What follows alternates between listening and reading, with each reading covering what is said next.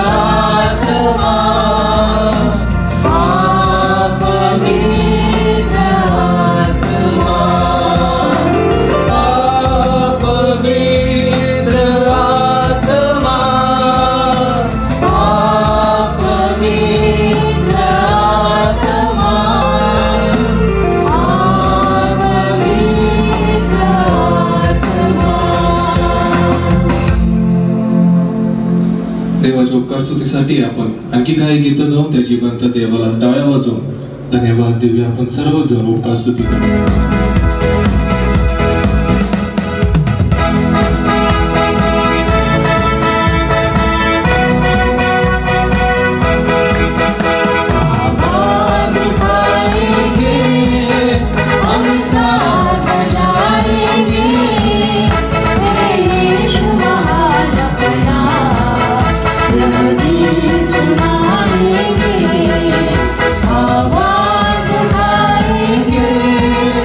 संसार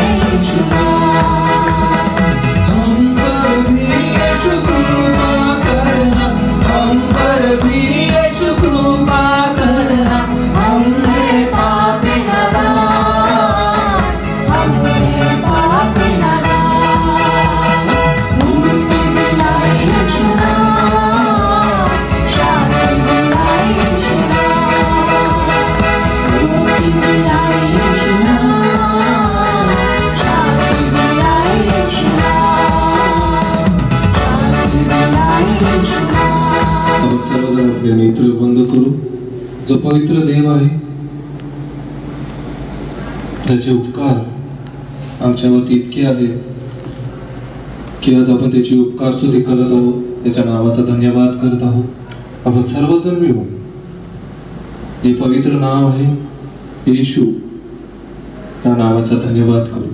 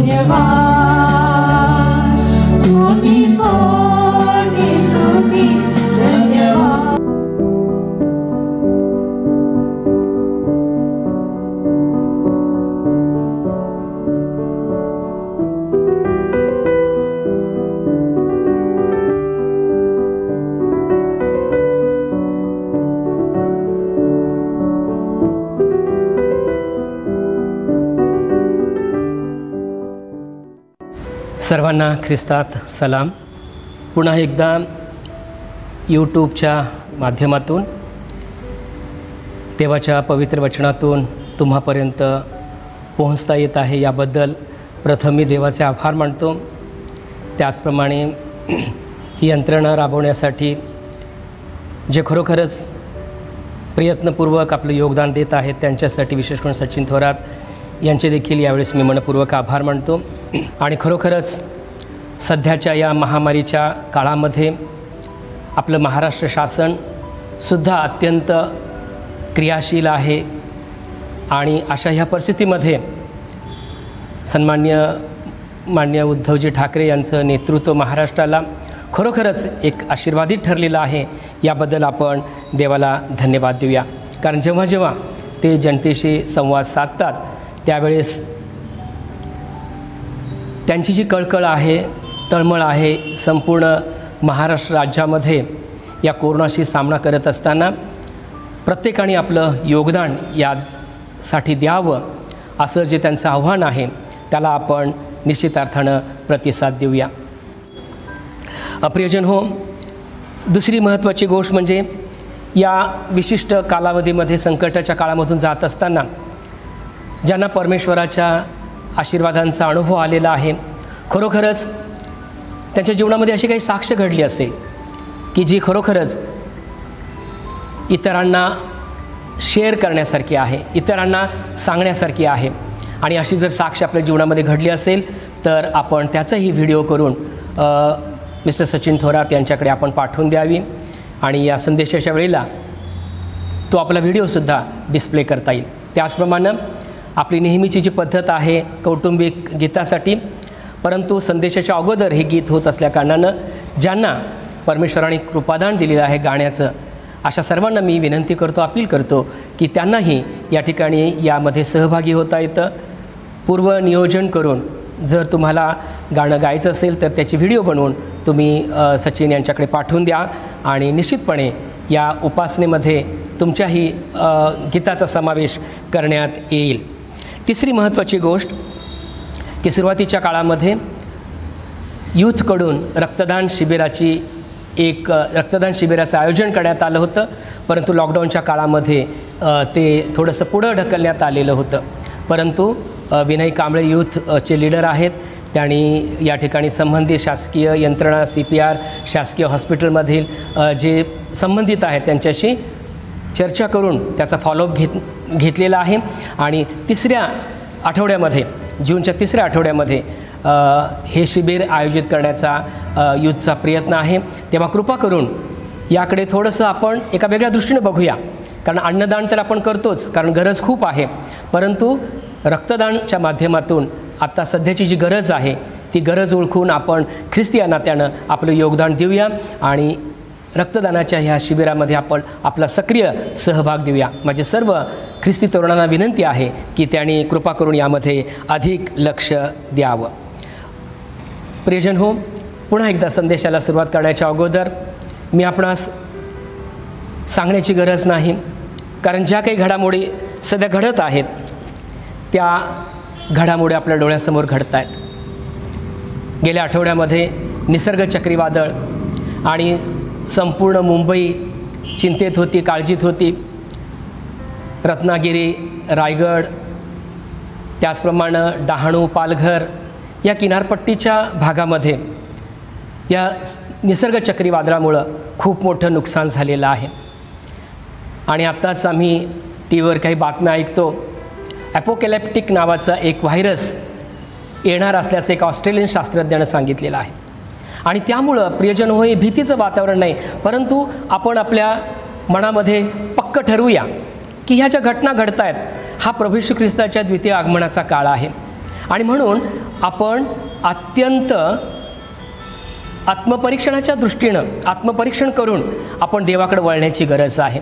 कारण ह्या घटना घडत आहेत त्या तुम्हाला आणि मला सावधानतेचा इशारा देत आहेत. देवाकडे वळण्यासाठी तुम्हाला आणि मला जणू काही सूचना करता आहेत. आणि म्हणून परमेश्वराच्या द्वितीय आगमनाची जणू वेळ आलेली आहे. या विश्वासानं आपण ह्या घटनांकडे बघूया आणि आज आपण देवाच्या वचनाकडे जाऊया. यावेळेस आपण सर्वजण आपले डोळे बंद करूया आणि प्रार्थना करूया.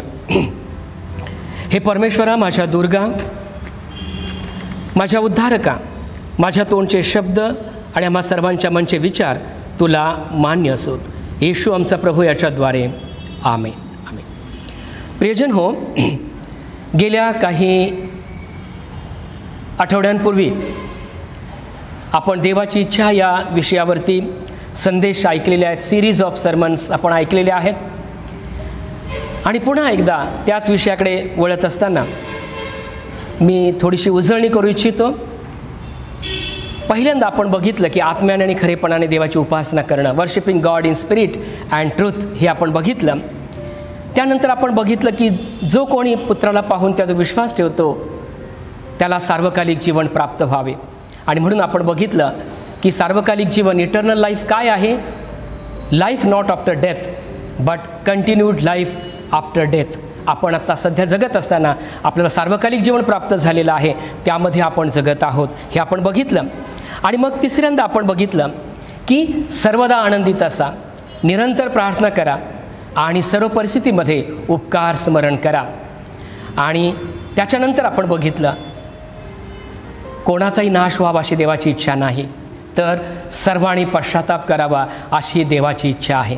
आणि अशा प्रकारे सध्याच्या या काळामध्ये आपण देवाची इच्छा समजावून घेऊन त्या देवाच्या इच्छेप्रमाणे आपण आचरण ठेवण्याचा प्रयत्न करत असताना निश्चित अर्थानं परमेश्वर आपलं सहाय्य करणार आहे. आणि आज आपण आणखीन एका देवाच्या इच्छेकडे वळणार आहोत. आणि संत पौल थेसलोनिकाकरास पहिले पत्र याचा 4था अध्याय आणि 3ऱ्या वचनामध्ये देवाची इच्छा आम्हास कळवतो, देवाची इच्छा आम्हाला सांगतो. आणि ती इच्छा काय आहे की तो म्हणतो तुमचे पवित्रीकरण व्हावे अशी देवाची इच्छा आहे. तुमचे पवित्रीकरण व्हावे अशी देवाची इच्छा आहे. इंग्लिशमध्ये असं म्हटलेलं आहे, for this is the will of God your sanctification that you abstain from fornication. सर्व प्रकारच्या जारकर्मापासून तुम्ही स्वतःला अलिप्त ठेवा, म्हणजेच तुमचं पवित्रकरण व्हावं अशी देवाची इच्छा आहे. आणि आज हे शास्त्रपाठ आपण वाचलेले आहेत. आपण ते ऐकलेले आहेत.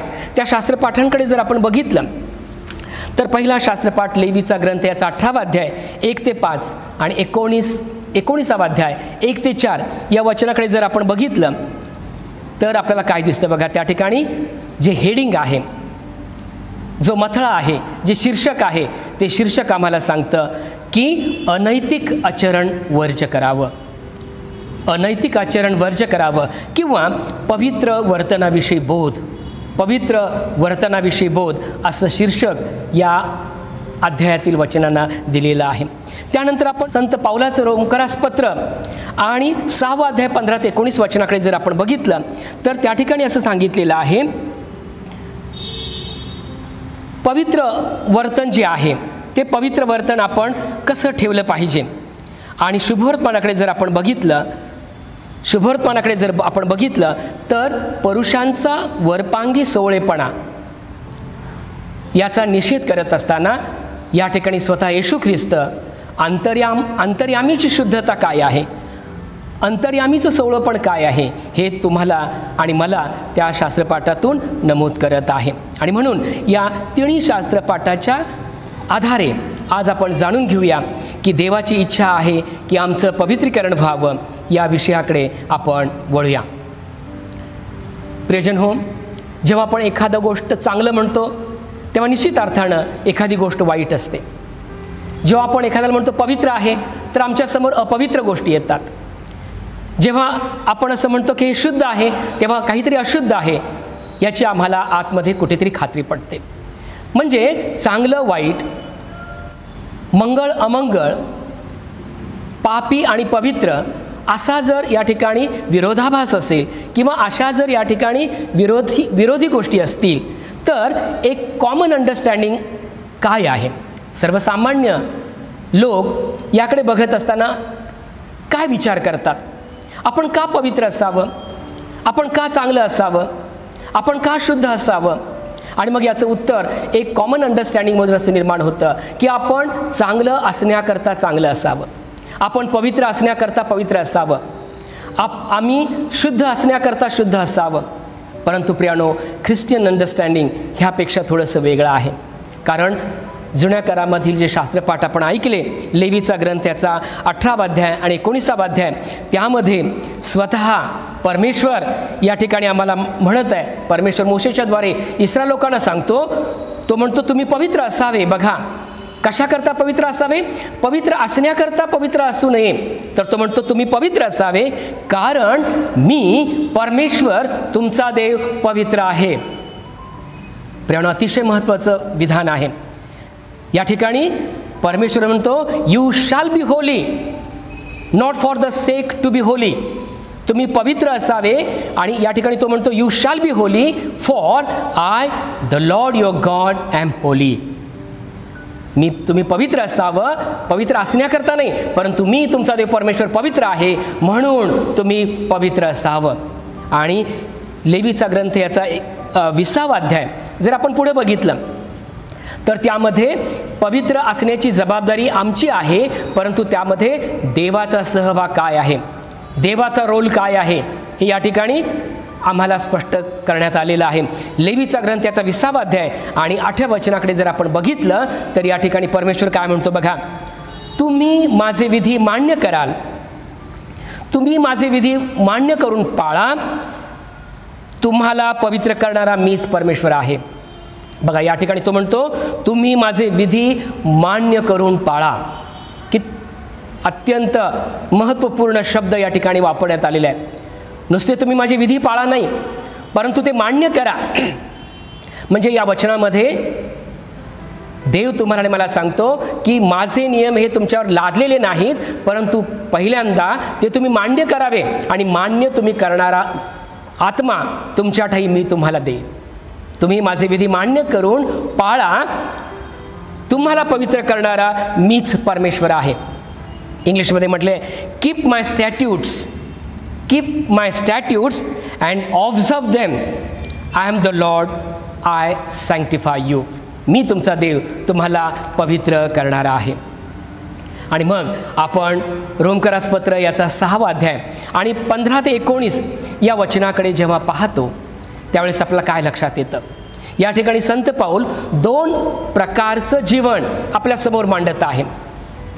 ख्रिस्ताचा स्वीकार करण्यापूर्वीचं आपलं जीवन आणि ख्रिस्ताचा स्वीकार केल्यानंतरचं आमचं जीवन. आपण ख्रिस्ती आहोत म्हणजे काय?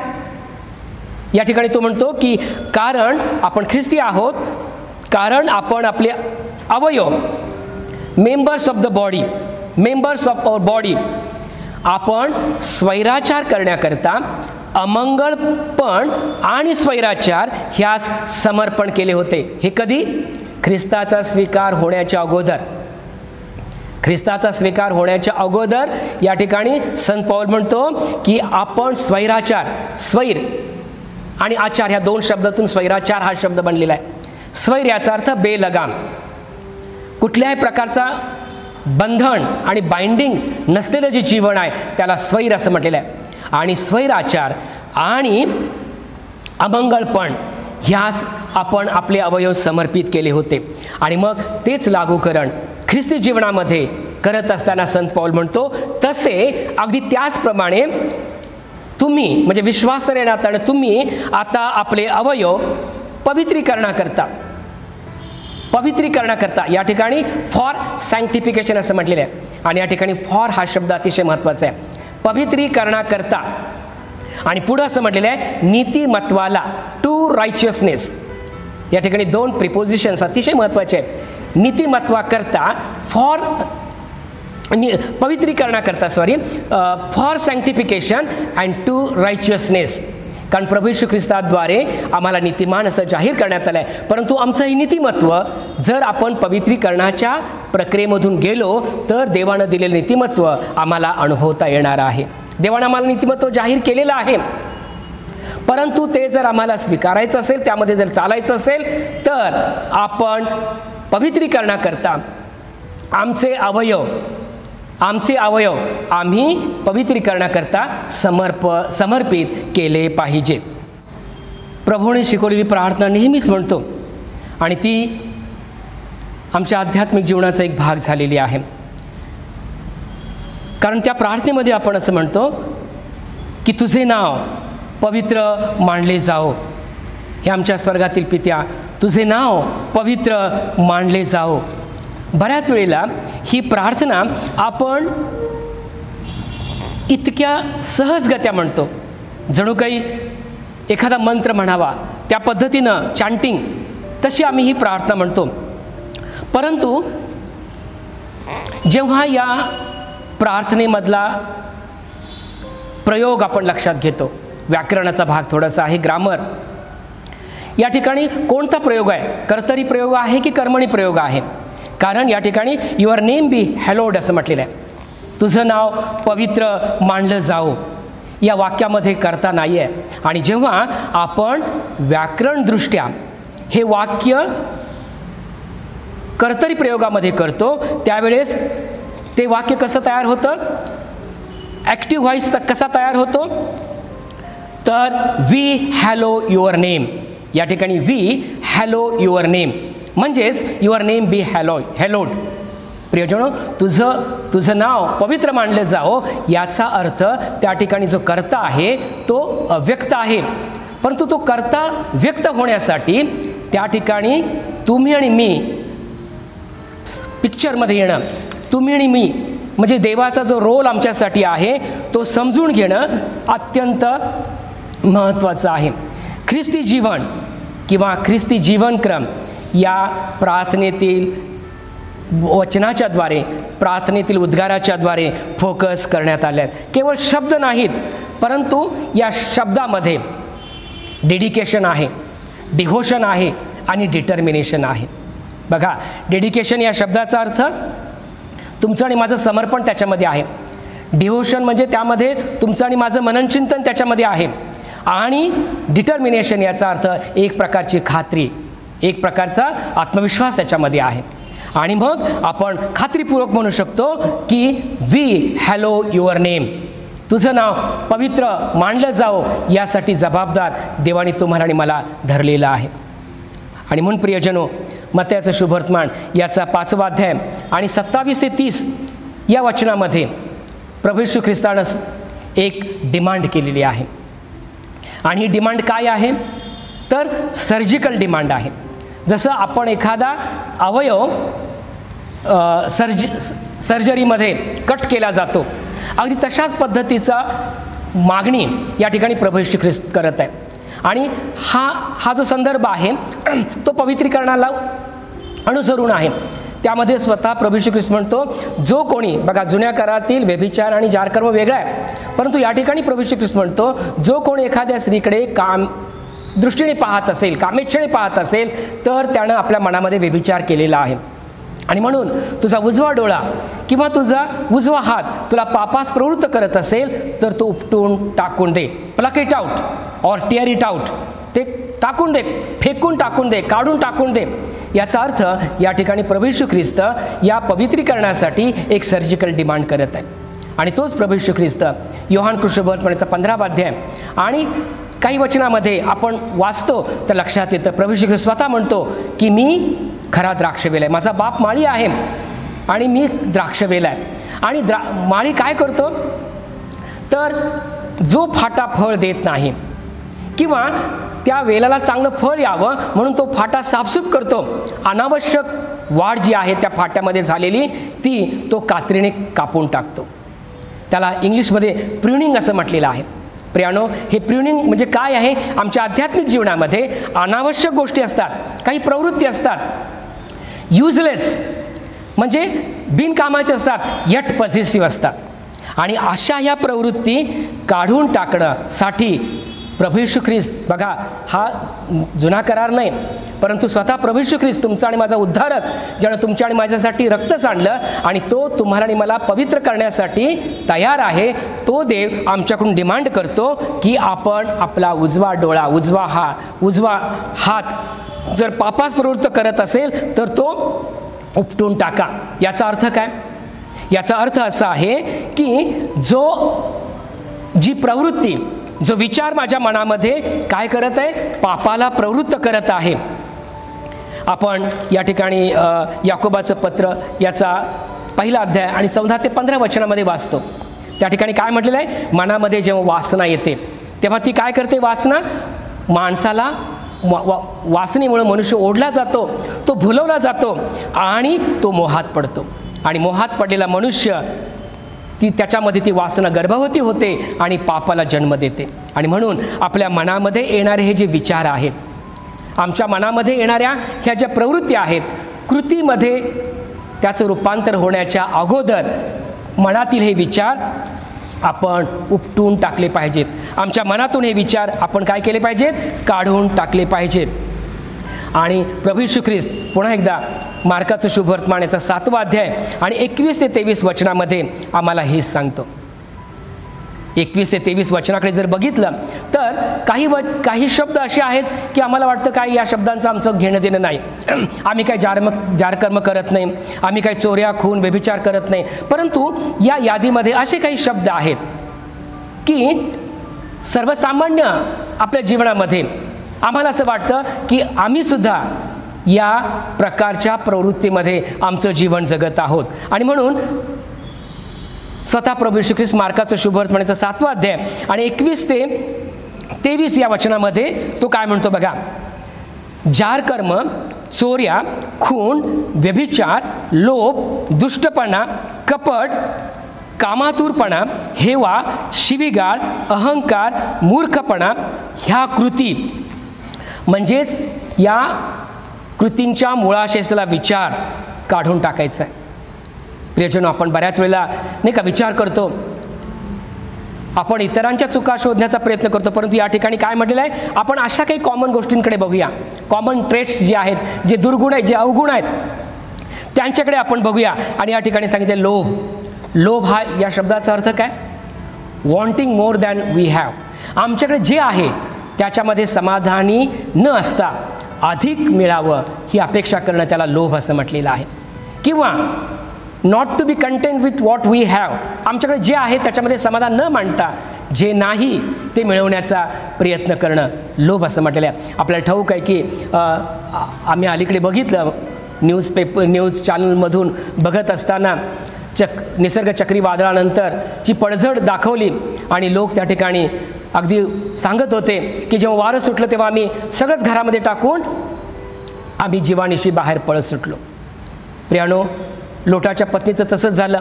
संकट येणार होतं आणि लोटाला सांगितलं की पाठीमागे वळून बघू नको, लोटाच्या पत्नीला सांगितलं पाठीमागे वळून बघू नको, परंतु लोटाच्या पत्नीनं पाठीमागे वळून बघितलं. प्रियानो, ह्याला आपण बऱ्याच वेळा असं म्हणतो की बऱ्याच गोष्टीमध्ये संतुष्ट असणं त्याच्याऐवजी बऱ्याच वेळेला wanting more than we have, आमच्याकडे जे आहे त्याच्यापेक्षा अधिक मिळवण्याचा प्रयत्न करणं म्हणजे लोभ ही प्रवृत्ती आहे. दुष्टपणा याचा अर्थ कुठल्याही प्रकारची दया आणि माया, absence of mercy and love in our mind.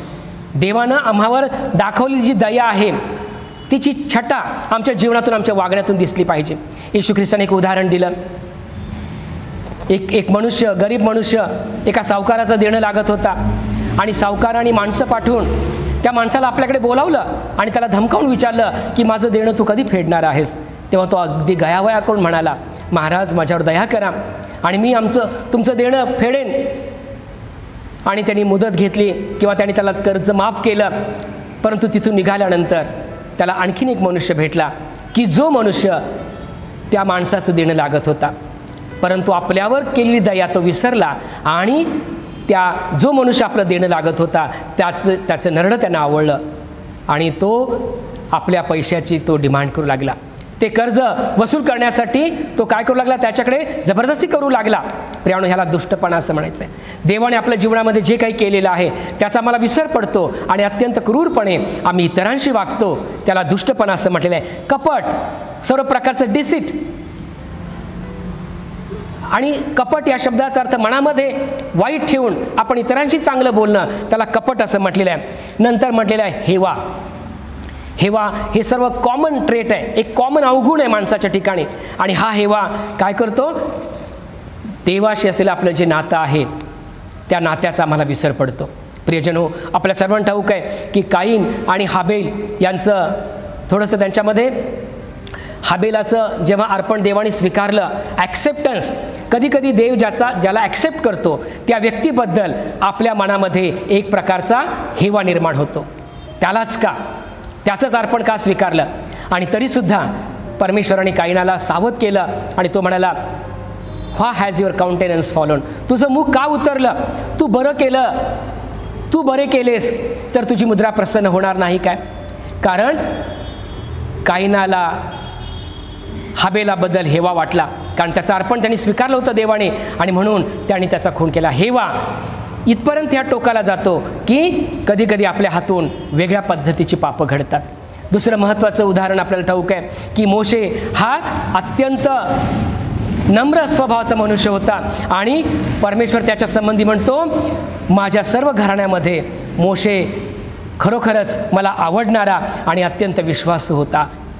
प्रियजन हो, परंतु ह्या मोशेचा हेवा त्याची सखी बहीण मिरियम आणि अहरोन यांना वाटला आणि काय शासन देवाने त्यांना दिलं हे आपण पाहतो. हेवा म्हणजेच जे ॲक्सेप्टन्स आहे ते मिळवण्याचा लोक वेगळ्या पद्धतीने प्रयत्न करतात आणि आपल्या मनामध्ये हा हेवा चालू ठेवतात. बहिणीचा, भाऊ भावाचा, समाजामधील अनेक घटकामधून आपण पाहतो की ह्या हेव्यामुळं माणसाची आध्यात्मिक प्रगती ही खुंटलेली आहे आणि खरं आत्मिक समाधान आपल्याला प्राप्त होत नाही. शिवीगाळ हा अत्यंत कॉमन फॅक्टर आहे. त्याचप्रमाणे अहंकार म्हणजे प्राईड, ज्याला देवाच्या कृपेचा विसर पडलेला आहे आणि जो स्वकर्तृत्वावर विश्वास ठेवून स्वतःचा मीपणा, मोठेपणा, स्वतःची हुशारकी, स्वतःचा अनुभव, स्वतःची प्रतिष्ठा यावर अवलंबून राहतो, त्याला अहंकारी आणि मूर्ख असं म्हटलेलं आहे. एक मनुष्य त्याच्या शेतामध्ये पीक आलं आणि तो जुनी कोठार मोडून म्हणाला, नाही का, नवीन बांधतो आणि तो म्हणाला, हे माझ्या जीवा, खा पी आणि मजा कर. आणि परमेश्वर त्या उदाहरणामध्ये, त्या दाखल्यामध्ये देवाचं वचन आम्हाला सांगतं की अरे मूर्खा, म्हणजे देवाच्या कृपेचा ज्याला विसर पडतो तो मनुष्य या ठिकाणी देवाच्या वचनाप्रमाणे मूर्ख गणण्यात आलेला आहे. प्रियानो, ह्या ज्या कृती आहेत, ह्या कृती आपल्या जीवनामध्ये निर्माण करणारा जो विचार आहे, ह्या विचाराला जेव्हा आपण काढून फेकून देतो तेव्हा आपण पवित्रीकरणाकरता देवाच्या हातामध्ये स्वतःला देत असतो. हा महत्त्वाचा विचार आपण आपल्या मनामध्ये ठेवूया. परंतु बऱ्याच वेळेला आपण याकडे बेफिकीरपणाने पाहतो, समजत असून सुद्धा न समजल्यासारखं वागतो आणि याच अवगुणामध्ये सद्गुणामध्ये आपलं जीवन जगण्याचा आपण प्रयत्न करतो. आणि मग याकोब आपल्याला एक सुंदर उदाहरण देतो. तो म्हणतो, झऱ्याच्या एकाच छिद्रातून गोड आणि कडू पाणी निघेल काय? तो म्हणतो की अंजिराच्या झाडाला जैतुनाची फळं येतील काय? समजा एखादा झरा आहे आणि वाटसरू जर पाणी प्यायला गेला, त्याने पाणी चांगलं त्याला गोड लागलं, परंतु मधूनच जर कडू पाणी त्याच्या तोंडामध्ये आलं किंवा कडू पाण्याची चूळ त्याने जर चाखली, तर कदाचित त्याचं इम्प्रेशन त्या झऱ्याबद्दल काय होईल? अरे, गोड पाणी असून सुद्धा जर कडू पाण्याचा एक घोट जर त्याच्या तोंडामध्ये गेला, तर तो म्हणेल की हा झरा कडू आहे. प्रियजनो, तुमचं आणि माझं व्यक्तिमत्व अगदी तशा पद्धतीनं होऊ नये म्हणून देवाचं वचन आम्हाला सावध करत आहे की झऱ्याच्या एका छिद्रातून गोड आणि कडू पाणी निघणं जसं अशक्य आहे, तसं तुम्ही जेव्हा पवित्रीकरणाकरता स्वतःला देवाच्या हाती सोपून देता आणि when you allow God to prove you, तुम्ही स्वतःला छाटण्यासाठी देता, त्यावेळेस तुमचं पवित्रीकरण घडत असतं. प्रियानो, जर आपण प्रभूच्या ठाई आहोत तर तोच तुम्हाला आणि मला पवित्र करणारा देव आहे. आणि एक करिंथ याचा 5वा अध्याय याकडे जर आपण बघितलं तर आपल्या लक्षात येतं एका भयंकर स्वरूपाच्या अनितीचं उदाहरण त्या ठिकाणी देण्यात आलेलं आहे. आणि ही भयंकर स्वरूपाची अनिती काय आहे? बघा, हा काळ कोणता आहे? हा जुना करार नाही आहे. तर प्रभू येशू ख्रिस्तानं शिकवण दिल्यानंतर प्रभू येशू ख्रिस्ताच्या शिकवणीवर संत पेत्र, संत पाऊल आणि प्रेषित मंडळ्या स्थापन करत आहेत. आणि त्या मंडळांमध्ये, आद्य मंडळांमध्ये काय शिस्त होती, कशा पद्धतीने लोक जगत होते, यासंबंधी या शास्त्रपाठामध्ये सांगितलेलं आहे. आणि या ठिकाणी काय म्हटलेलं आहे? एक उदाहरण दिलेलं आहे. 1 करिंथ याचा 5वा अध्याय तो काय म्हणतो बघा. तुमच्यामध्ये, मी थोडक्यात आपल्याला वाचून दाखवतो. 1 करिंथ याचा 5वा अध्याय आणि पहिलं वचन. या ठिकाणी संत पौल म्हणतो, मला अशी खबर मिळाली आहे की तुमच्यामध्ये प्रत्यक्ष जारकर्म चालू आहे, आणि असले जारकर्म की जे परराष्ट्रामध्ये देखील आढळत नाही. म्हणजे तुम्हातील कोणी एकाने आपल्या बापाची बायको ठेवली आहे, तरीही तुम्ही फुगला आहात, आणि हे कर्म करणारा आपणातून घालवून देण्या इतका शोक तुम्ही केला नाही. या ठिकाणी प्रियजनो लक्षात घ्या, हा जो कॉन्टेक्स्ट आहे, जो संदर्भ आहे, हा जुन्या कराराचा नाही. तर ज्या परराष्ट्रांमध्ये प्रेषितांनी देवाची सुवार्ता गाजवली आणि ज्यांनी सुवार्तेवर विश्वास ठेवून जे ख्रिस्ती झाले, त्या ख्रिस्ती लोकांच्या मध्ये जारकर्माच्या पापाबद्दल संत पाऊल या ठिकाणी काय करत आहे? सांगत आहे. आणि तो म्हणतो, तुम्ही त्या माणसाला जो जारकर्म केलेला आहे, भयंकर स्वरूपाचं पाप केलं आहे, आपल्या बापाची बायको ठेवलेली आहे, आणि तो म्हणतो की त्याला तुम्ही घालवून दिलेलं नाही. पण मंडळीचा नियम काय आहे? पूर्वीच्या काळी आद्य ख्रिस्ती मंडळामध्ये व्यभिचार आणि जारकर्म करणाऱ्या लोकांना मंडळीमधून बॅन करण्यात येत होतं, त्यांना एक्सकम्युनिट करण्यात येत होतं. परंतु आत्ताचा समाज बदललेला आहे आणि आज आपल्याला माहिती आहे की ह्युमन राईट्स, मानवी अधिकार, त्याचप्रमाणे RTI, राईट टू इन्फॉर्मेशन, आणि आता एक्सकम्युनिकेशन जर नसलं, आणि संत पाऊल याच पत्रामध्ये, करिंथकरास पहिले पत्र याचा 5वा अध्याय या ठिकाणी संत पाऊल हे म्हणतो, मी जगातील लोकांसाठी नाही सांगत, फक्त जे मंडळीचे सभासद आहेत त्यांच्यासाठी मी सांगतो, त्यांच्यामध्ये ही शिस्त असावी. परंतु आज जे घडतं ते वेगळं घडतं. बघा, थेसलोनिकरास पहिले पत्र 4था अध्याय आणि 4 आणि 5 वचनामध्ये संत पाऊल काय म्हणतो बघा. देवाला न ओळखणाऱ्या परराष्ट्रीयांप्रमाणे काम वासनेने नव्हे, तर पवित्रतेने व अब्रूने तुम्हातील प्रत्येकाने आपल्या देहावर ताबा कसा ठेवावा ते समजून घ्यावे. या ठिकाणी तो 2 शब्द वापरतो, पवित्रतेने आणि अब्रूने. पूर्वीचे लोक, अगदी प्राचीन आमचे पूर्वज म्हणत असेल की आब्रू बाजारामध्ये विकत मिळत नाही, आब्रू ही टिकवायला लागते, आब्रू ही सांभाळावी लागते. परंतु आज प्रियजन हो, आपण पाहतो की जर चुकीच्या पद्धतीनं जारकर्म आणि व्यभिचार करणाऱ्या लोकांच्या पंक्तीला बसणं किंवा आवर्जून त्यांच्या कार्यामध्ये सहभागी होणं, हा आजकाल काय झालेला आहे? ट्रेंड झालेला आहे. आणि या ठिकाणी आपण पाहतो की त्यांच्यामध्ये सहभागी होणारे मी हे कोणत्या बॅकग्राऊंडवरती बोलतो? जर तुम्ही लेवीचा ग्रंथ आपण वाचला, त्याचा 18वा अध्याय आणि 1 ते 30 वचनं आपण जर वाचली, तर त्या ठिकाणी कुणी कोणाबरोबर लग्न करावं, काया उघडी करणं, संबंध कसे ठेवावेत, आणि आज समाजामध्ये चुकीच्या पद्धतीने लोक वागत असताना मावस बहिणीवर लग्न, चुलत बहिणीबरोबर लग्न, आणि अशा ठिकाणी सुद्धा काय केलेलं आहे, लोक काय करतात, आपला सहभाग देऊन नाही का देवाच्या दृष्टीनं अनुचित अशा पद्धतीचं वागणं ते चालू ठेवत आहेत.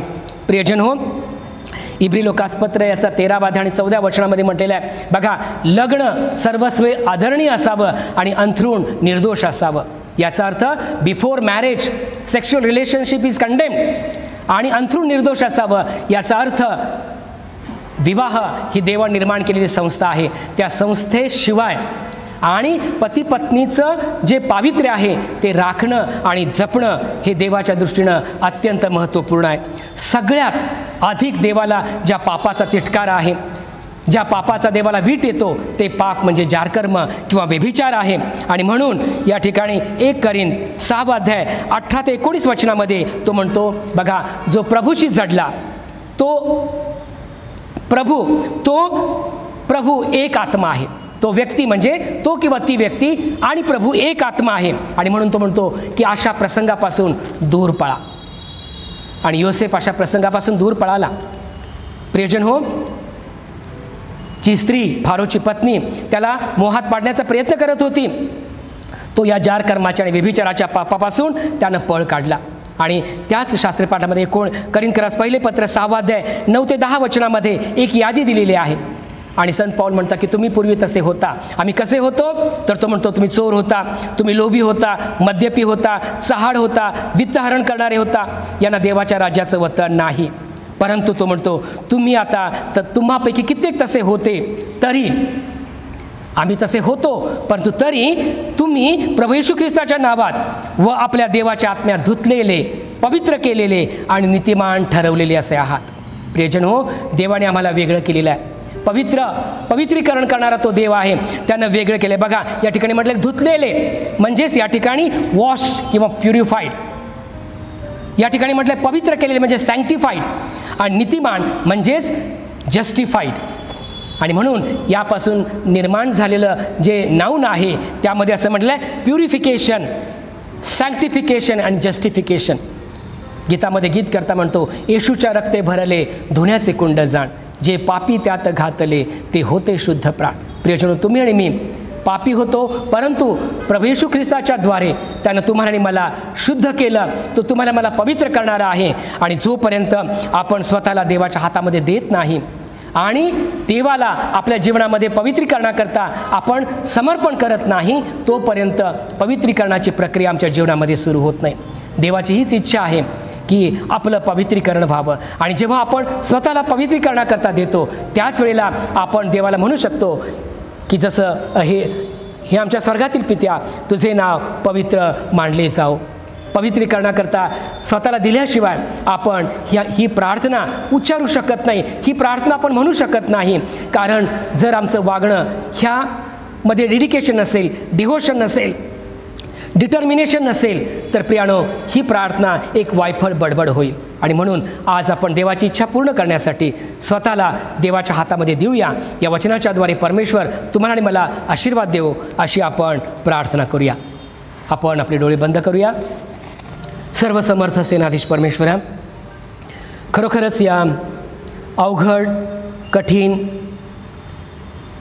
महामारीच्या काळामध्ये, संकटाच्या काळामध्ये आम्ही तुझी इच्छा तुझ्या पवित्र वचनातून समजावून घेण्याचा प्रयत्न करत आहोत. आम्ही चुकणार आहोत, आम्ही चुकणारे आहोत.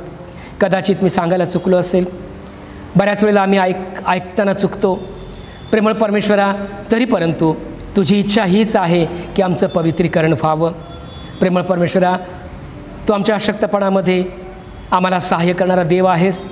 खरोखरच पवित्रीकरणाकरता आम्ही स्वतःला तुझ्या हातामध्ये समर्पित करावं, आमचे अवयव समर्पित करावेत. याकरता प्रभू तू आमचं सहाय्य कर. कारण तुझा पुत्र आमचा उद्धारक प्रभू येशू ख्रिस्त यांनी शुभवर्तमानामध्ये ज्या काही आमच्याकडून मागणी केलेली आहेत, जी काही अपेक्षा केलेली आहे ती अपेक्षा पूर्ण करण्याकरता तू आमचं सहाय्य कर, कारण तू पवित्र आहेस आणि म्हणून आम्ही पवित्र असावं अशी तुझी इच्छा आहे प्रभू. आणि आम्हाला स्वतःला पवित्र करता येणार नाही, परंतु तू आम्हाला पवित्र करतोस, याबद्दल आम्ही तुला धन्यवाद देतो. आमचा रोल, आमची भूमिका करण्याकरता आमच्या अशक्तपणामध्ये आम्हाला तुझी शक्ती दे. उद्धारक प्रभू येशू ख्रिस्त याच्या गोड आणि प्रिय नावाने प्रार्थना विनंती केली म्हणून तू ऐक. आमेन. शेवटी आपल्या उद्धारक ख्रिस्ताने शिकवल्याप्रमाणे आपण सर्वजण मिळून म्हणूया, हे आमच्या स्वर्गातील पित्या, तुझे नाव पवित्र मानले जाओ, तुझे राज्य जसे स्वर्गात तसे पृथ्वीवरही तुझ्या इच्छेप्रमाणे हो. आमची रोजची भाकर आज आम्हास दे. आम्ही जसं आमचे ऋण आम्हास सोडले आहे तसे तो आमचे ऋण आम्हास सोड, आणि आम्हास परीक्षेत आणू नकोस, तर आम्हास वाईटापासून सोडीव.